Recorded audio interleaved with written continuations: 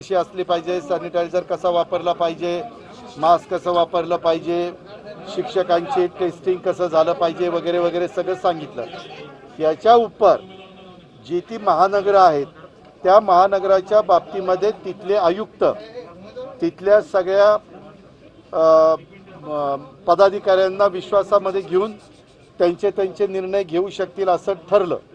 त्याच्यामध्ये मुंबई महानगरपालिकेने तिथल्या आयुक्तांनी आणि तिथल्या पदाधिकाऱ्यांनी तिथल्या सगळ्या शाळा 31 डिसेंबरपर्यंत सुरू करायच्या नाहीत असं ठरवलं. अशा बातम्या आपण सगळ्यांनी पाहिल्या. पुण्यामध्ये देखील काल महापौरांनी तसं जाहीर त्या ठिकाणी केलेलं आहे. पिंपरी चिंचवडच्या आयुक्तांचं म्हणणं आहे की आम्ही 30 नोव्हेंबरपर्यंत करणार नाही, साधारण इतर लोक काय करतात ते पाहू. एक सहज रँडम पद्धतीनं एका संस्थेमध्ये 1300 विद्यार्थी होते, तर त्यांच्या पालकांची संमती घेण्याच्याकरता संस्थेने पुढाकार घेतला. त्यावेळेस फक्त 1300 पैकी तिथं 125 पालकांनी संमती दिली, बाकीच्या पालकांनी काही संमती दिली नाही. दिवाळीमध्ये प्रचंड गर्दी सगळीकडे ओसंडून वाहत होती. सगळेजण दिवाळीच्या आनंदामध्ये सहभागी झालेले होते.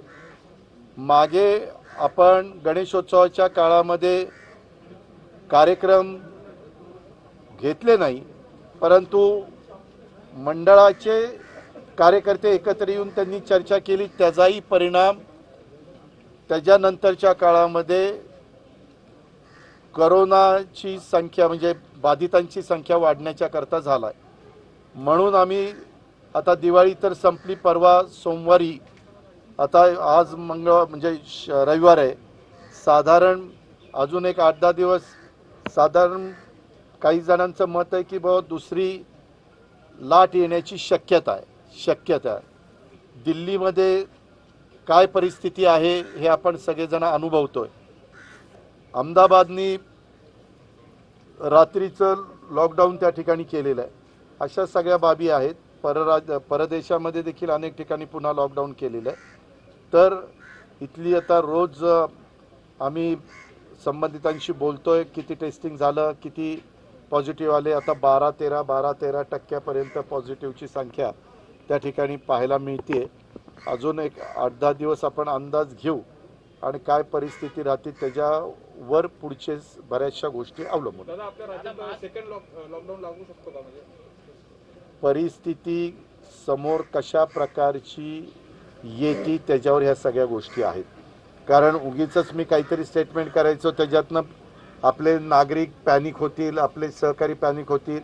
तेव्हा मी आत्ता हेच सांगितलं की काय पॉझिटिव्हची संख्या संपूर्ण राज्यात वेगवेगळ्या शहरामध्ये वेगवेगळ्या तालुक्यामध्ये पाहायला मिळते. त्याच्यावर बऱ्याचशा गोष्टी अवलंबून आहेत. सेंटर झालं होतं प्रामुख्यानं कोरोनाचं आणि पहिला रुग्ण देखील पुण्यात आढळून आला होता. त्या अनुषंगाने जर आत्ताचा आलेख बघितला तर तो वाढत चाललेला आहे. दररोज रुग्ण वाढत आहे. त्या अनुषंगाने काही पुढचा निर्णय घेतला. म्हणूनच आपण जम्बो हॉस्पिटल तशीच ठेवलेली आहेत. ती आत्ता जरी बंद केलेली असली तर उद्याच्याला जर गरज पडली पेशंटला म्हणजे नागरिकांना तर आपण ती ताबडतोब चालू पण त्या ठिकाणी करू शकतो.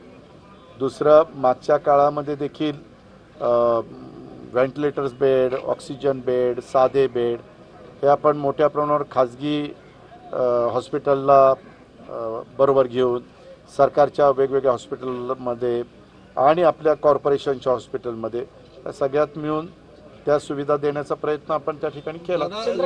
लाईट बिलवरून सध्या वाद सुरू आहे. उद्या भाजप मनसेकडनं सुद्धा आंदोलनाचा इशारा दिला. सरकारने यापूर्वी शब्द दिला होता.